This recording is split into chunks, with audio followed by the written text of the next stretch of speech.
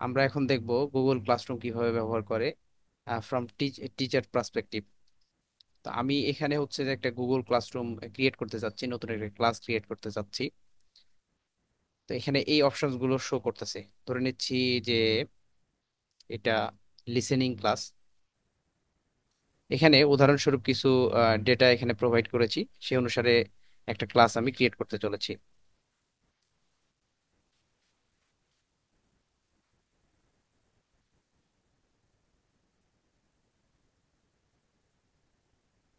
এই যে এইটা হচ্ছে আমাদের নতুন লিসেনিং ক্লাস। এই লিসেনিং ক্লাসে আমরা হচ্ছে যে গুগল মিটের মাধ্যমে লিঙ্ক জেনারেট করে সেই লিঙ্কটা ইউজ করতে পারি। স্টুডেন্টদের সাথে গুগল ক্লাসরুম কোডটা শেয়ার করতে পারি। এটা হচ্ছে গুগল ক্লাসরুম কোড। এখন আমরা চাচ্ছি যে কোনো কিছু অ্যানাউন্স করতে চাচ্ছি, তাহলে এই জায়গাটায় আমরা যদি কোনো কিছু লিখে আহ, যদি সাবমিট করি তাহলে হচ্ছে অ্যানাউন্স করা হয়ে যায়। আমরা এখান থেকে চেক করতে পারবো, ক্লাস ওয়ার্ক গুলো চেক করতে পারবো। এখান থেকে আমরা অ্যাসাইনমেন্ট, কুইজ, কোশ্চেন, ম্যাটেরিয়াল এসব প্রোভাইড করতে পারবো স্টুডেন্টদের মাঝে। ধরে নিচ্ছি যে আমি অ্যাসাইনমেন্ট দিতে চাচ্ছি স্টুডেন্টদের, তাহলে আমি অ্যাসাইনমেন্টের নেমটা এখানে লিখবো, অ্যাসাইনমেন্টের টাইটেলটা এখানে লিখবো, এটার একটা ডেসক্রিপশন আমি চাইলে এখানে ইউজ করতে পারি। তারপরে এটাকে বোল্ড করা, ইটালিক করা, আন্ডারলাইন করা, এসব অপশন তো রয়েছেই।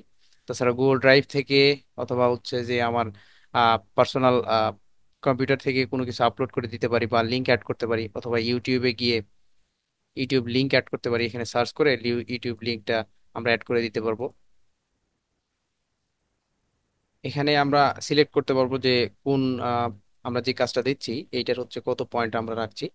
এখানে ইচ্ছে মতো আমরা পয়েন্ট বসাতে পারি। আবার ডেট সিলেক্ট করে দেওয়ার অপশন রয়েছে, এবং কোন টপিকের উপর আমরা দিচ্ছি সেটা সিলেক্ট করে দিতে পারবো। তো আমরা কিভাবে অ্যাসেসমেন্ট করব সেই রুব্রিকটা এখান থেকে ক্রিয়েট করা যাবে। এখানে একটা রুব্রিক ক্রিয়েট করে দেখাচ্ছি।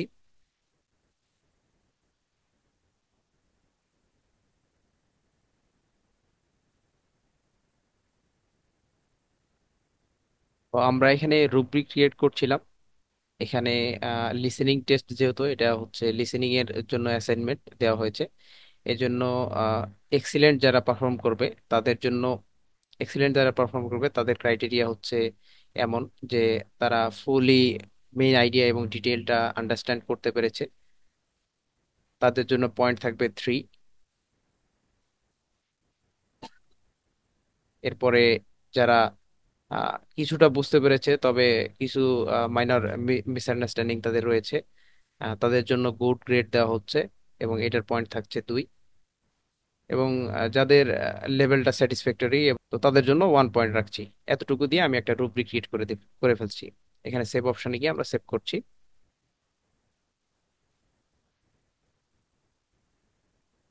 এখন এই যে যে রুব্রিকটা ক্রিয়েট করলাম, এই অনুসারে আমরা আমাদের হচ্ছে যে স্টুডেন্টদের অ্যাসেসমেন্ট করা সম্ভব হবে গুগল ক্লাসরুমের মাধ্যমে।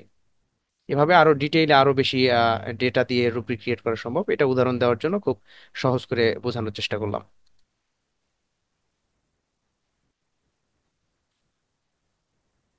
এইটাকে আমরা অ্যাসাইন করে দিতে পারি, তাহলে গুগল ক্লাসরুমে এটা স্টুডেন্টদের সামনে শো করবে। আমরা ডেট সিলেক্ট করে দিতে পারতাম।